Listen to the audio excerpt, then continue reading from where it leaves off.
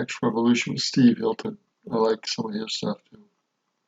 Public and founder and CEO of American Majority, Ned Ryun.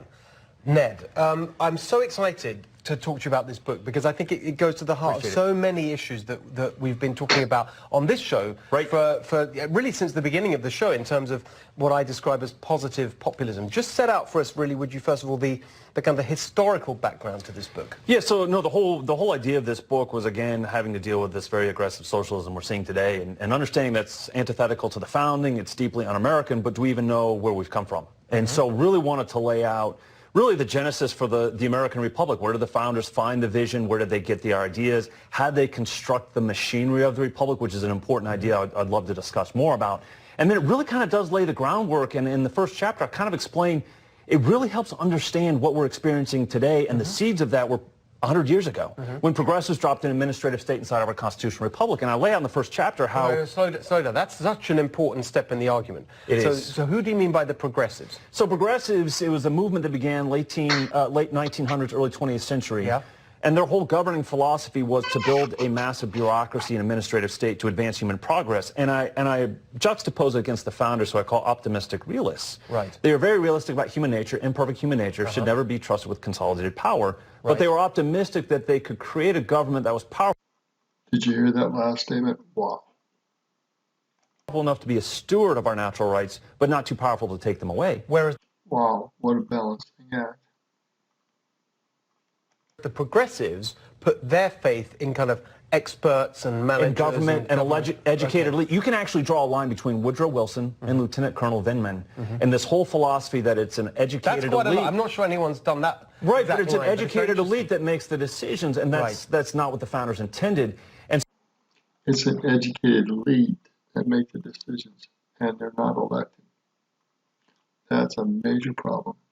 so I call the progressives utopian statists. They were incorrect on the imperfect nature, human nature, and they believe that you should consolidate power to advance human progress. That really is what we're experiencing today. And I Can I just ask you a question about that? Because it seems to me that is, I mean, that's something really close to my heart, and that is very fundamentally anti-democratic, because it means that the decisions are made by these experts who are appointed rather than people who are elected and accountable to the people. Two very different governing philosophies, administrative state, constitutional republic. Can I just ask why the judicial branch and the guardians of the Constitution allowed this to happen? How did that happen? Well, it was kind of a whole process in which I believe the legislative, the executive, and even the judicial is actually part of advancing the progressive ideal of an administrative state. If you look at The judicial's been part of this problem all along, but congressmen and senators and the presidents have actually helped too.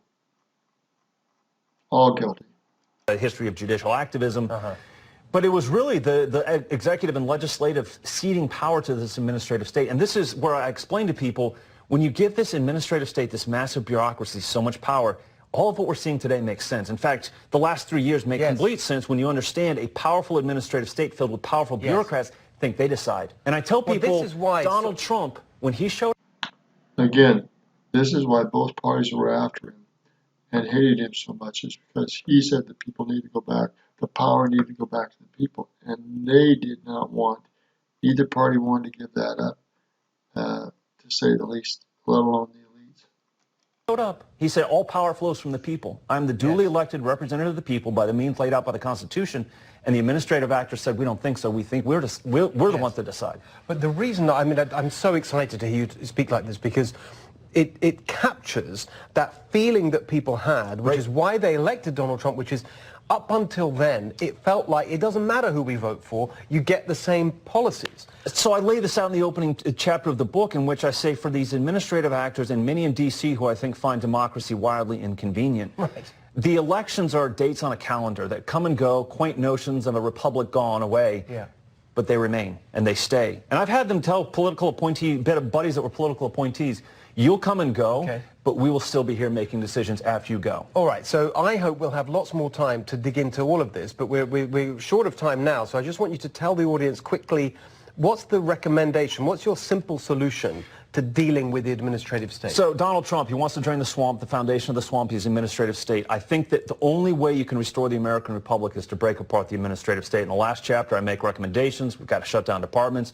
You got to break up the Leviathan, plant it around various parts of the country. To move it out of Washington, you got to move it out of DC. D.C., and you got to take these 800,000 non-essential federal government employees, and you've got to migrate them into the private sector. We now have 6 or 7 million job openings thanks to Donald Trump's policy. So there are some reform steps in this last chapter, but I encourage people, if you want to know where we came from, how far we've drifted, how we get back.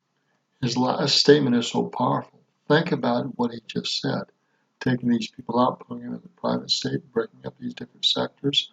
This is all part of it, and we should have that plan worked on. We'll see what the White House do this second term, and who's elected to the House and who's elected to the Senate. Good day. Re-listen to this very powerful individual, this Ned Ryun. Good day.